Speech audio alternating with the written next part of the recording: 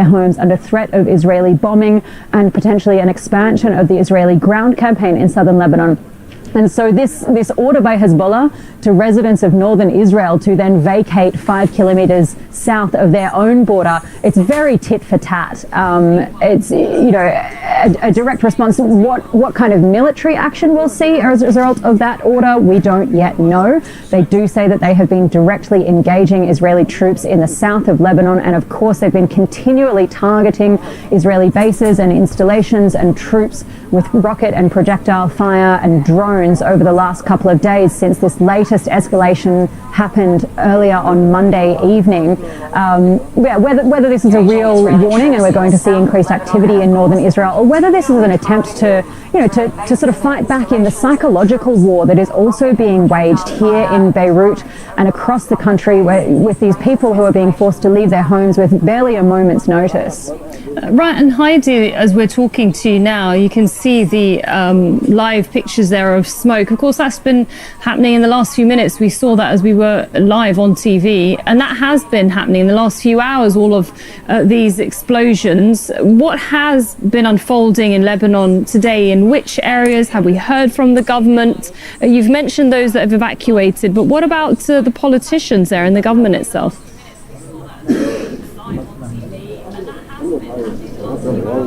Yeah, so there has been a flurry of diplomatic activity over the last 2 days here in Lebanon, because we've seen this Israeli warning, telling everybody in Dahia, in Beirut's southern suburbs, to evacuate.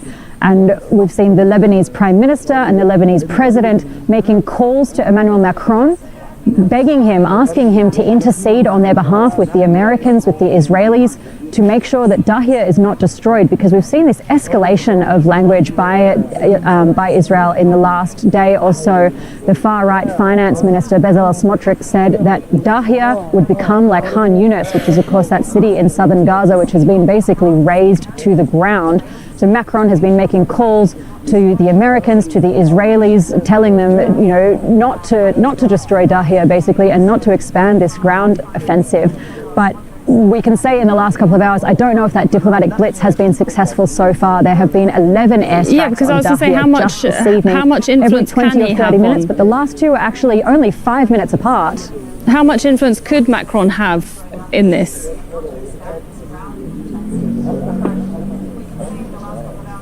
I mean, that's the question everybody is asking, right? Is how much influence can any world leader have over Benjamin Netanyahu in Israel or over Donald Trump in the US? We have seen this over the last couple of days, even this trading of the narrative of how this all even started, right? Donald Trump, at one point we had representatives of his government saying that they were forced to strike Iran because they knew that Israel was going to do it and it would put US troops in danger. And you wonder, in which direction does that leverage actually go? Does the US have leverage over Israel, or does Israel have leverage over the US? And does anybody have any leverage over the pair of them? All right, thanks very much for that update. So much going on, of course, in Lebanon, but also here where we are in Qatar, in the capital Doha. My colleague Axel Zamovich is live for us. Axel, earlier we received some messages from the government. This is something that's been happening periodically here. What were those messages, and can you give us an overview of what's been happening across the GCC? Sure, yeah. Just an hour ago, we received an emergency alert saying that the security threat is really high, that everyone was urged to basically stay indoors. But very shortly after that, we received another message saying that that security threat has been eliminated. But now we actually got a confirmation from the Qatari Defense Ministry saying that they intercepted a drone attack heading towards Al Udeid, the military base. Just a quick reminder, that's the largest U.S. military installment here in the Middle East. But also, prior to that, we heard loud explosions in Qatar on Thursday midday. We heard loud bangs. Everybody in Doha is pretty much aware that all the interceptions and explosions happening in the sky above the city. We also got a confirmation from the authorities saying that 14 ballistic missiles were fired from the Islamic Republic of Iran towards Qatar. 13 13 of them were intercepted and one fell into the territorial waters. But across the region, we actually see a pattern of these incidents. Let me start with Saudi Arabia, getting an update from there. They say that their air defenses intercepted and destroyed 3 ballistic missiles, and they were heading towards the Prince Sultan Air Base. This is the second attacks, second incident we've seen in the past couple of days. And officials, they say they were detected as they approached the base, and they were taken down before reaching their target. Also in Bahrain, we're getting more updates from the Interior Ministry. They saying that a hotel and 2 residential buildings were hit by an Iranian projectile. Officials say that attacks caused material damage, but there are no reports of any casualties there. Also, the Kuwait army has been updating us all night long. They say they are facing a large number of ballistic and cruise missiles, along with a large number of drones. There are some videos circulating on social media. They showed that there was an explosion and flames rising from a military post near they say Ali Al Salam Air Base, which lies in the south of Kuwait City. And following these reports, we also got a statement from the U.S. State Department. They say they are suspending all operations inside the U.S. Embassy in Kuwait City. They say the safety of American citizens working abroad is their priority right now. And also in the United Arab Emirates, we're also getting there. They have experienced a large number of missiles and drones. 131 was fired there. Officials say everything was intercepted, but the debris from these interceptions targeted a residential area, especially the area hosting foreign workers. We also getting confirmation from them that Pakistani and Nepali nationals were injured in these incidents. All right, thank you very much, Axel Zamovich, giving us an overview of what's been happening in this region, in the GCC. Let's go now to Iran, because Tawhid Asadi, our correspondent, is in Tehran. Tawhid, we're receiving reports that the Israeli military has begun what they're calling a broad-scale wave of strikes against Iranian infrastructure, specifically in Tehran, where you are. What is happening from your knowledge? Is this happening as we speak?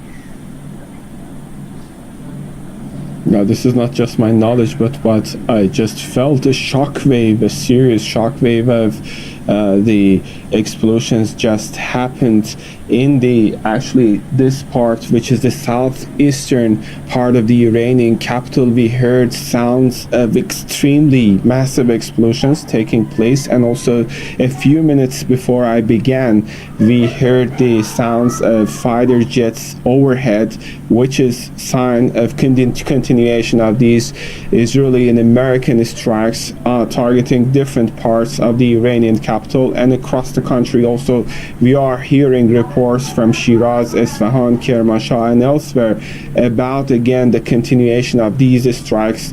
And on the targeted areas, we know that the initial reports are saying that these are military facilities, but the reality on the ground is far from that, as we know that these are the civilian residential areas which are being impacted. And very recently, we also had this letter from the Iranian embassy, Iranian representative to the United Nations, Saeed Iravani, talking about the casualties. According to the latest report, according to the latest statistics based on the Red Crescent, in this recent letter, more than 1,300 people have been killed. But this is an ongoing story, and seeing the massive explosions that I heard from the Iranian capital and the reports of the continuation of the strikes, we can rest assured, as a matter of misfortune, that this death toll could be even higher than what we have as official statistics. Also, the Iranian side in this letter has called for condemnation, and of course they have called for the United Nations Security Council as well as the Secretary General to urge the Israelis and Americans to halt these strikes, while saying that they see it as their right to defend themselves as long as the American and Israeli strikes go on. And of course, this is one part of that. On the other hand, we know that the IRGC, the Revolutionary Guards, is talking about the continuation of the retaliatory strikes. On that, we heard this received statement from them talking about the 21st wave of strikes using the hypersonic missiles to target, quote unquote, the heart of Tel Aviv. And also they are saying that so far at least more than 2,000 drones and over 600 missiles have been used to strike back the Israeli territories as well as the American bases in the region. This is a very, very extremely escalated situation as we're following it. Yeah, of course, Tawhid, I mean, Israel, as they have just said, they've sent a massive wave of attacks there in Iran, so we'll be checking in with you as we can. But let's go to John Hendren now in Washington DC, because we have have had early an update from Pete Hegseth, of course the US Secretary of Defense, and the US CENTCOM commander. What have they been saying in terms of their operations so far? Well, the U.S. has been carrying out kinetic and psychological warfare at the same time. On the battlefield, according to President Trump, the Iranians are all but defeated and demoralized. He said he's been receiving calls, he didn't say who from, urging him to make a deal. He said, "You're a little late." And Hegseth appeared at the U.S. Central Command in Tampa, Florida, and he described a U.S. military that was actually ramping up its operations, not ramping them down. And he said that the forces were ready to surge over the skies of Tehran and Iran generally. And then you had the admiral in charge of the Central Command, Brad Cooper, who described a series of operations that were carried out just over the last 24 hours that included hundreds of bombings, including from the big bat-winged B-2 bomber, and one that struck a ship that was carrying Iranian drones, so striking at Iran's ability to strike out against countries all around it. And Iran has struck 12 countries in the region. So as much as the U.S. says it has decimated Iran's ability to strike, as you've heard from the other correspondents in the region, Iran has been able to carry out those strikes. And that's why the U.S. military is talking about how it's going to ramp up operations, because what they want to do is minimize Iran's ability to reach out and strike at its neighbors. And ultimately what they want to do is effectively crush Iran's military, something they haven't fully done. But one of the limitations that has been set, apparently by the Trump administration, is that they're doing all of this from a distance, from the skies. They don't have boots on the ground there, and that might limit exactly what they can do and how effective they can be. But that hasn't stopped the U.S. administration from a certain amount of hubris. Donald Trump, in interviews over the past 24 hours, has been talking about how he wants a say in who the next supreme leader is going to be in Iran, saying that the son of the past supreme leader is unacceptable to him. So the U.S. is asking a lot, and they're minimizing the effort that they're putting in terms of avoiding boots on the ground and carrying it out mostly from the air. But they're also carrying out psychological warfare, saying that they are going to ramp up operations, and that they hope will strike fear into the Iranians and perhaps drive them into an agreement. All right, thank you very much, John Hendren.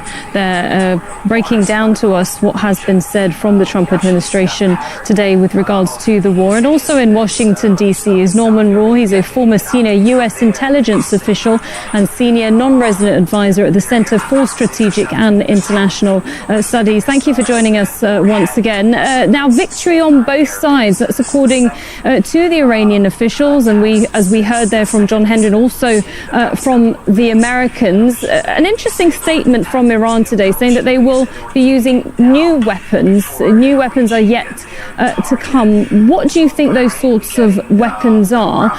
And is Iran using different tactics, do you think, moving forward?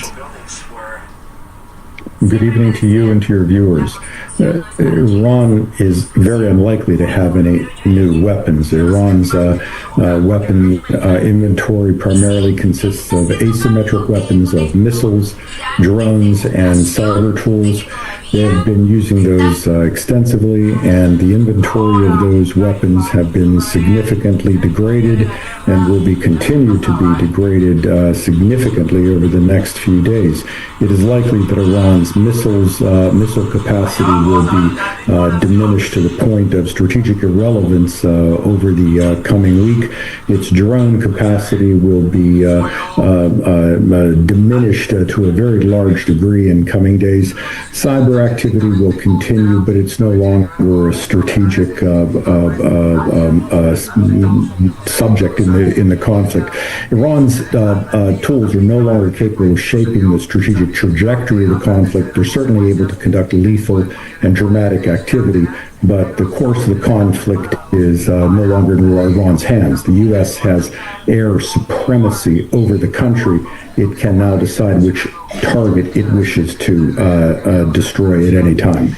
Now, you are right, of course, when you say that the US is the world's superpower. It does have supremacy when it comes to its military, but it's not just Israel and the US involved here. Now the region, it's widened. The Gulf countries have been forced to be involved somehow. Could we expect any counter operations from the GCC? And if not, what are the options on the table for them? And also, yes, Iran might not have that military might, but they have other ways of perhaps crippling economies, for example. Well, it's obviously a sovereign right of the Gulf Cooperation Council states to determine how they wish to strike back against Iran. It's unlikely that there will be a significant response simply because of the vast amount of offensive operations that are underway now by the United States and Israel.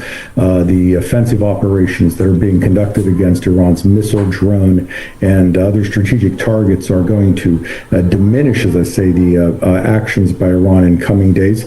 Yes, Iran could continue to attack civilian targets and energy targets and other targets, but keep in mind the retaliation by the United States against similar Iranian targets and leadership targets in Iran would be vastly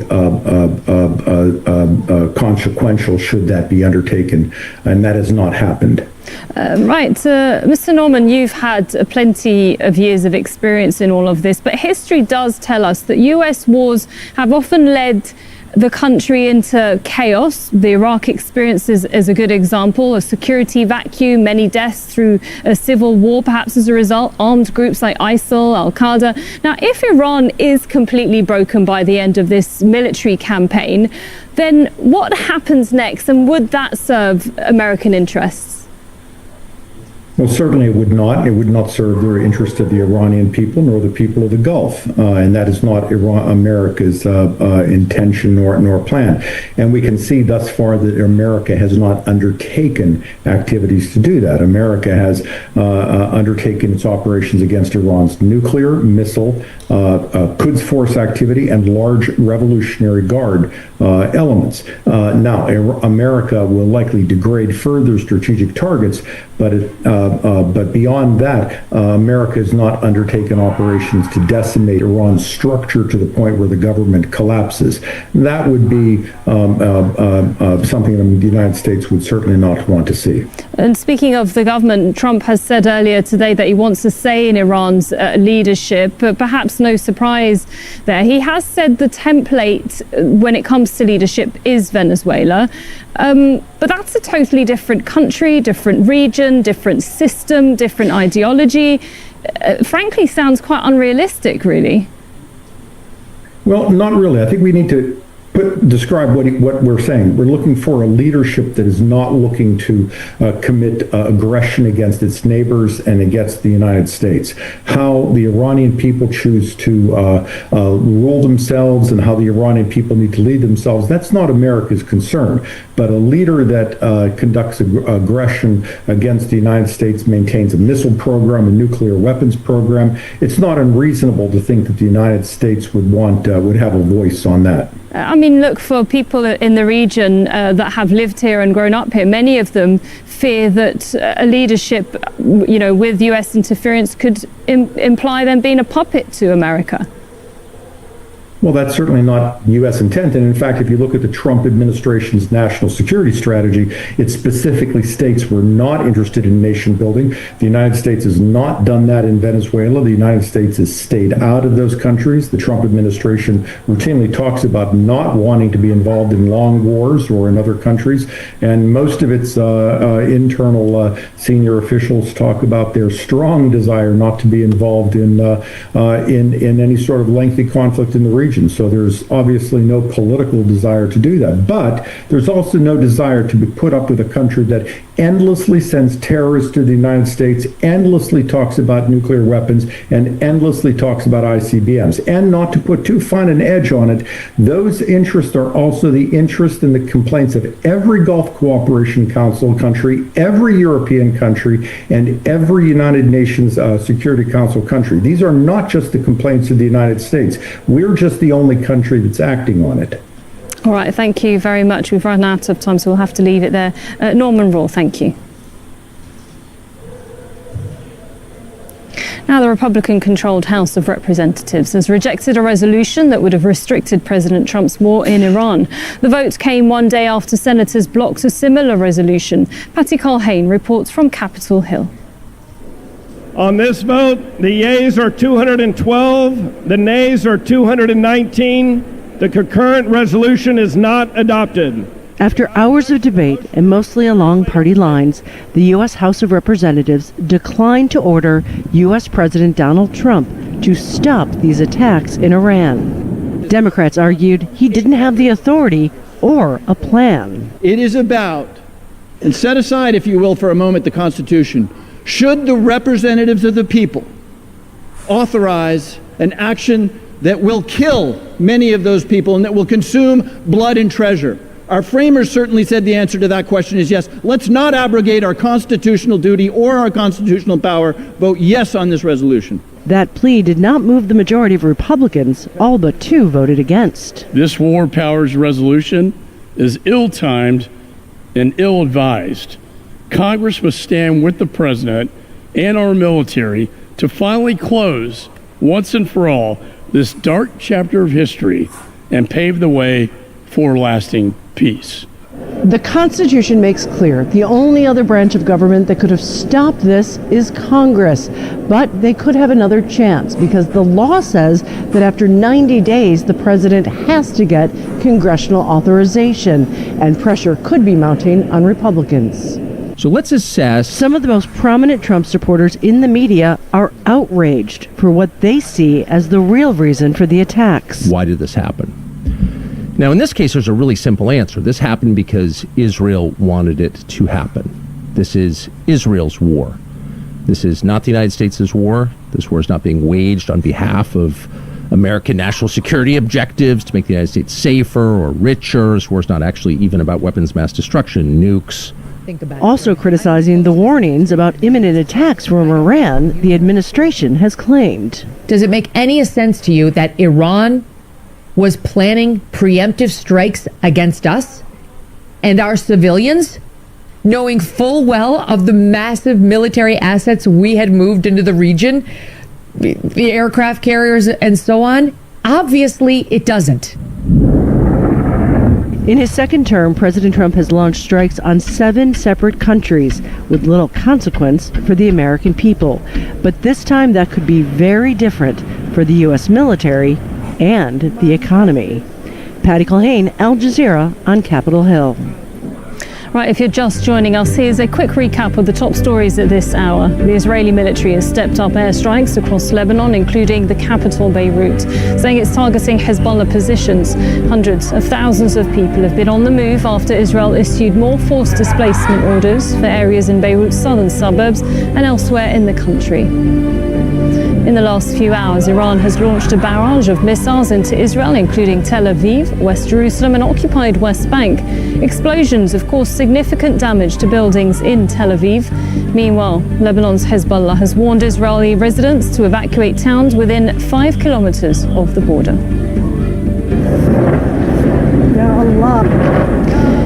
More airstrikes have been reported across Iran, particularly in the western city of Kermanshah. The capital, Tehran, has also been hit, with state media saying that more than 1,200 people have been killed in strikes across the country since the US and Israel began their assault on Saturday. And one hotel has come under Iranian attack in Bahrain's capital, Manama. The Ministry of Interior says 2 residential buildings have also been hit. Earlier, a refinery was seen engulfed in smoke. That's after an apparent Iranian strike. And in Kuwait, an explosion has been reported from an airbase. Flames were seen billowing from Ali Al Salam Air Base in the south of the country. Meanwhile, US President Donald Trump says he aims to take unprecedented action against Iran. He insists Washington will help decide who leads the country next, vowing that whoever leads Iran won't threaten the US or its neighbors. Right, well, Donald Trump will meet executives from the country's biggest defense contractors at the White House, and that's on Friday. They're expected to discuss the acceleration of weapons production. The Pentagon is trying to replenish supplies. That's after strikes on Iran and several other locations, and that's made addressing concerns over the slow pace of American arms manufacturing a national priority. Lucia Newman reports from Washington, D.C. At one of the Pentagon's favorite arms factories in Arkansas, an unusual visit from the Secretary of War, where 1,500 workers were given a pep talk. You are the patriots, ensuring that our warriors are never, ever in a fair fight. The warfighters need you to build, and they need it yesterday. The White House has fast-tracked a $50 billion arms budget in Congress. And the Pentagon plans to buy 57 Tomahawk long-range guided missiles this year. But that's not enough. The U.S. and its Gulf allies are reportedly running low on interceptor missiles. They also need more medium and short-range missiles to replenish those used so far against Iran and elsewhere. The White House isn't underestimating Iran's offensive capabilities. They are producing, by some estimates, over 100 of these missiles a month. Hence the renewed pressure on U.S. arms manufacturers. President Donald Trump is warning them that manufacturers who are deemed to be underperforming could lose their multi-million-dollar contracts, all the while insisting that the United States has plenty of weapons left. But there's another issue, the impact of this conflict on the economy. World War II established conditions for future growth and played a role in ending the Great Depression by increasing government spending and increasing employment. But the Vietnam War didn't do the same. And more recently, the Afghanistan and Iraq conflicts were financed by deep deficit spending that actually hurt the economy. Depending on the duration of the current conflict, it could have a catastrophic impact on oil prices and the global economy. Not to mention the biggest cost of all, the human cost. Lucia Newman, Al Jazeera, Washington. France's President Emmanuel Macron says the government is ready to send armoured vehicles to Lebanon. Macron urged Hezbollah to stop attacking Israel and called on both Israel and Iran not to involve Lebanon further in the war. France has also authorised US forces to use one of its bases on the condition they're not used to strike Iran. American troops will have temporary access to a base on French territory. Natasha Butler reports from Paris. Well, there had been some confusion here in France over whether or not the United States was able to use French military air bases in the Gulf. Well, the French military have clarified the situation. What they are saying is that some US aircraft used only for logistical and support purposes can use some French air bases, But here in France, the French military are also saying that they have guarantees from the US military that those aircraft are not at all involved in any airstrikes on Iran. Well, the French President Emmanuel Macron has condemned the US and Israeli airstrikes on Iran as going against breaking international law and rules. And he says that France will remain in a purely defensive position. He's had phone calls with the US President and with the Israeli Prime Minister and mentioned as such. He has called for a de-escalation of tensions, as has the French Foreign Minister, who has spoken to his Iranian counterpart, also calling for a return to diplomacy. Well, meanwhile, France's defensive operations are stepping up. France is sending its flagship aircraft carrier, the Charles de Gaulle, to the Eastern Mediterranean. It is expected to get there towards the beginning of next week. It is also joining forces with Italy and Greece in order to try and patrol the Red Sea to ensure those shipping routes there are safe. Natasha Butler, Al Jazeera, Paris. European foreign ministers have held a video meeting with representatives from the Gulf Cooperation Council. The EU has been scrambled to respond after Israel and the United States launched their war on Iran without consulting European powers. The EU's foreign affairs chief says the US foreign policy shifts have shaken the bloc's relationship with Washington. Osama bin Javed reports for us from Brussels. Spain has become the latest European country to send its naval assets to the Eastern Mediterranean. It will be sending its most advanced frigate off the coast of Cyprus. Italy has also indicated that it will also be sending its naval forces and air defenses. This comes as there has been a meeting in Brussels with European foreign ministers as well as GCC ministers, and the Gulf Cooperation Council has been assured by the European Union that it will stand by its Gulf allies in this time of need. It has said that it is going to try and continue to find ways of de-escalation as well as push for a diplomatic solution, whatever that may look like, for Iran to not develop a nuclear weapon. But it appears that the European Union is also promising that it could provide other defensive support to its European allies. When it comes to also the drone interceptors, there is a need in both of these wars. So there is really problem with the production. We need to also do more on the European side and really speed up. When it comes to drones and drone interceptor drones, then Ukraine has really been able to produce a lot and can also share this knowledge with the Gulf countries to boost this production. So as more words of support come from Europe and various European capitals, it remains to be seen how Europe can find its footing in this conflict, where essentially it is an American-Israeli decision to go to war. Although there is a lot of impact on European countries and European expatriates, they've not been part of the decision-making process, but there's hope that the Gulf Cooperation Council and the Europeans can talk to their respective spheres of influence and try and find an off-ramp. Osama bin Javed, Al Jazeera, Brussels. The British Prime Minister has announced he's sending additional fighter jets to Qatar. Keir Starmer says their purpose is to defend his country's interests and that of his allies. When Iran started attacking countries around the Gulf and the wider region, the situation changed. Iran has now fired drones and missiles at 10 countries that did not attack them. These are allies of the UK, where we have hundreds of thousands of British people, as well as British military personnel. Our number one priority is protecting our people. Iran's armed forces have denied firing any missiles towards Turkish territory. Turkey says a ballistic missile was fired from Iran on Wednesday. NATO air defense systems intercepted the missile and that there were no casualties or damage. Sinem Koscioglu has more from Turkey's border with Iran.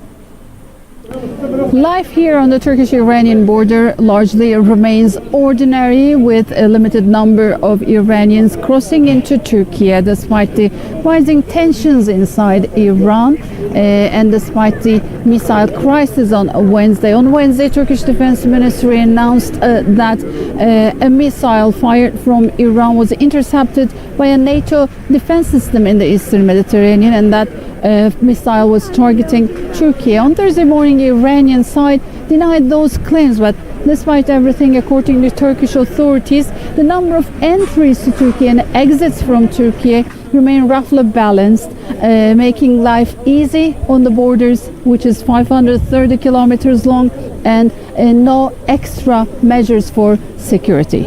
This is our country, this is our home, our family is there, my daughter is there, my mother is there, my father is there. So we are living, just normal people, just all normal people. But this is war, and I'm really sorry because of war for all the world, not because of for my country. In the war, there is no safety for nobody, even for us. So they attack all the city, even 200 meters from our home.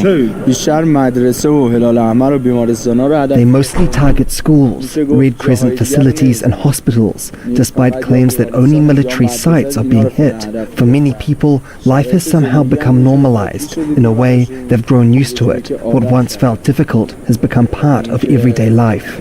While many Iranians come to Turkey, some of them are returning, like Dr. Ali Reza here. He's returning to Tabriz. When another country wages war against my country, I am ready to fight and die until my last bullet and the last drop of my blood. They are bombing cities. They claim they are only targeting military sites, but that's not true. My sister is very scared. I have completed my military service, and if necessary, I would go and fight against Israel, even though I'm a doctor.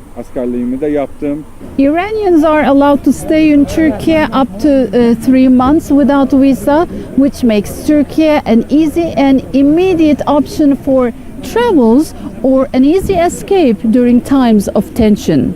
Sinem Köseoğlu, Al Jazeera, Kapuke, on the Turkey-Iran border. Russia might benefit from higher energy prices caused by the Middle East conflict, with many countries, including those in Asia, get their energy from the Middle East, but could be forced to turn to Moscow. Dmitry Medvedenko reports from Moscow. Russia is one of the largest oil and gas producers in the world. One huge advantage it has now, it's not in the Middle East. With Iran blocking the Strait of Hormuz, disrupting global oil and gas supplies from the region, Moscow, with its vast resources, seems perfectly poised to step in. Except it can't, at least for now, due to large-scale sanctions imposed on it because of the war in Ukraine. Russian energy exports have been squeezed by the West, leaving Moscow with just a handful of buyers of its oil, notably China, India, and Turkey, and it's selling at a massive discount. So the jump in oil prices would be beneficial for Russia, but probably not as much as it will likely benefit other exporters like the US. Still, there could be other gains. Europe has been phasing out Russian energy imports. It's still buying around 13% of its gas from Moscow, but the plan is to drop that to zero by late next year. Norway's energy minister says the EU has been very clear that they want to liberate themselves from Russian oil and gas, but then the events of the last 3-4 days have also been difficult. With the geopolitical situation we see now, I believe the debate will be revived. Russia's president says it's time to act.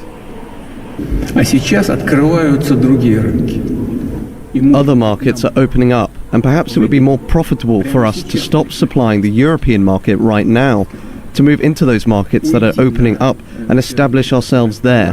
There is no political motive here. I want that to be clear. But if they are going to close us off in a month or two anyway, then perhaps it is better for us to stop supplies ourselves now. Kirill Dmitriev, head of Russia's sovereign wealth fund, is blaming Europe for what he called short-sighted decisions. He's the one leading talks on removing sanctions imposed on Russia.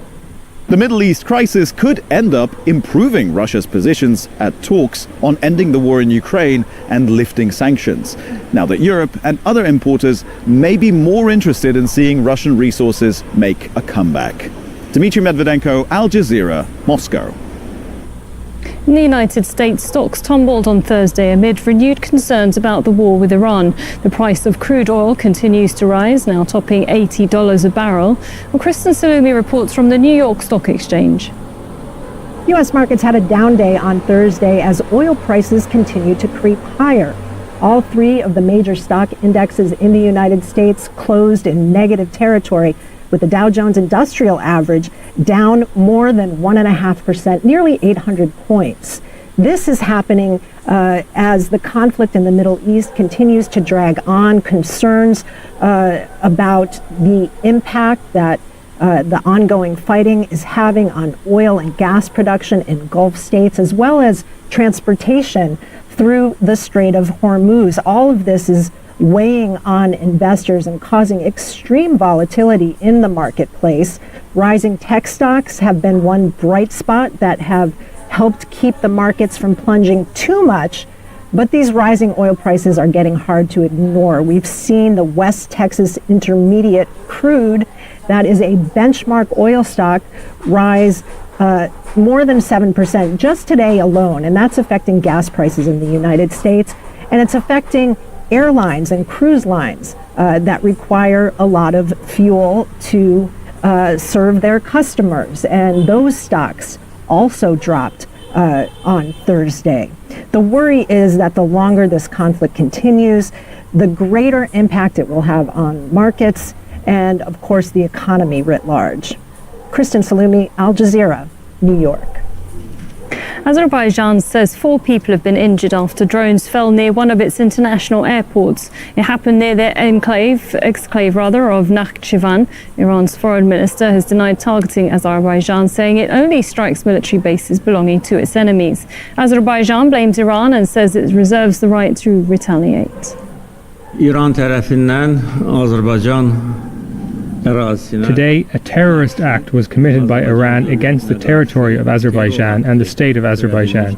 The territory of the Nakhchivan Autonomous Republic came under fire from unmanned aerial vehicles launched by the Iranian state. The targets of the attack were civilian facilities, including the Nakhchivan International Airport and its terminal, a school and other civilian sites, all treacherously struck by Iran.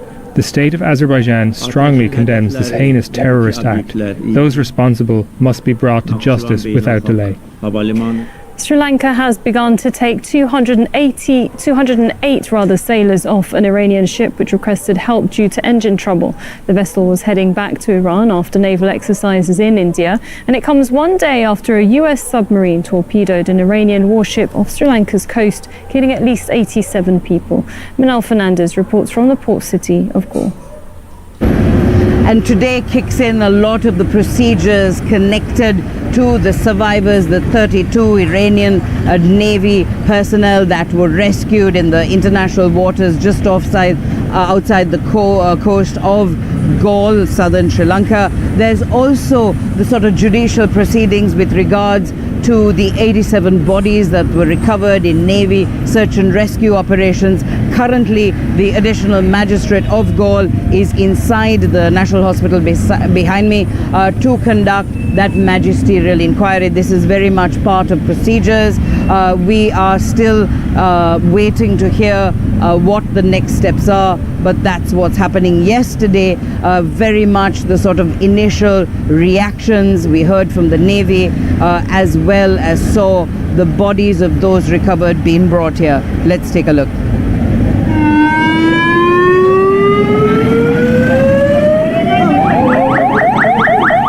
Ambulances screech through Galle, Sri Lanka's coastal tourist hub, bringing survivors from the Iranian naval frigate Iris Dina to hospital. 32 sailors were rescued by the Sri Lanka Navy and Air Force after a distress call was received from the frigate around 40 kilometers off the coast. We saved a group who were floating in the water. After investigation and questioning, it became clear they were a crew belonging to an Iranian vessel, and they needed medical attention. Rescue crews scoured the waters for survivors, but sources said there were no visible signs of the frigate or debris. Early reports of a torpedo or submarine strike could not be confirmed for several hours. Until this.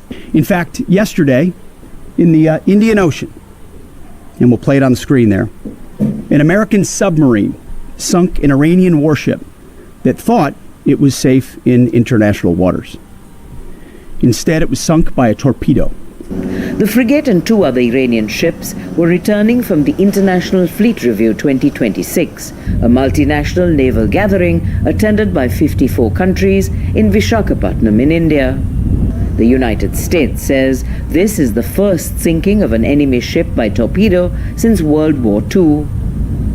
Back at the hospital in Gaul, the arrival of more than 80 bodies recovered from the water. Nearby facilities were cleared to accommodate the dead. Iran's ambassador to Sri Lanka told Al Jazeera the remains of the sailors will be repatriated. The grim task of dealing with the dead. But for many of those involved in this incident, lots of questions remain to be answered. Mina Fernandez, Al Jazeera, Gaul, southern Sri Lanka. Indonesia's foreign minister says the government has paused discussions with President Donald Trump's Board of Peace because of the conflict in the Middle East. The country's membership has drawn criticism from Muslim groups at home who blame the US and Israel for attacking Iran. From Jakarta, Barnaby Lowe reports. We're outside the residence of the ambassador of Iran here in Jakarta, the capital of Indonesia. And as you can see here, there's a long row of message boards expressing condolences for the passing. And indeed, people here say the targeted killing of Iran's late supreme leader, Ayatollah Ali Khamenei, by the United States and Israel. And inside the ambassador's residence, people filing in to pay their last respects. As you can see, there are photos of the late Supreme Leader Khamenei, as well as other senior leaders who were killed by U.S. and Israeli strikes. People here blaming the U.S. and Israel for what is now a region-wide conflict in the Middle East. They say the U.S. and Israeli attack, totally unjustified and unprovoked. They say that there is no evidence that the nuclear program of Iran was anything but for civilian purposes. Yang saya lihat nih mereka terlalu arogan ya Bu ya. The US and Israel are too arrogant. They see themselves as the world's police and believe that even sovereign countries must be monitored by them. They've crossed the limits of international law. Even in times of war, it is forbidden to harm children and women, but they bombed a school with innocent children. And now there is immense pressure on the government of Indonesia and President Prabowo Subianto to leave the US-led Board of Peace, which was supposed to oversee post-war efforts in Gaza. People here say the ongoing conflict in the Middle East proves that the Board of Peace was never created in the interest of the Palestinian people and that it doesn't align with Indonesia's support for Palestinian statehood. Barnaby Lowe, Al Jazeera, Jakarta.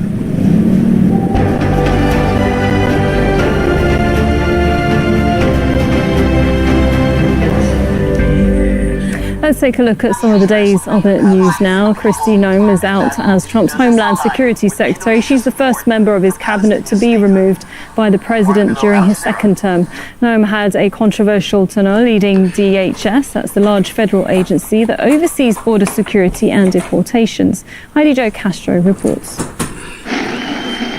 Kristi Noem was on stage in Tennessee when President Trump announced her firing over social media, writing that Noem will be moving to be special envoy for the Shield of the Americas, our new security initiative in the Western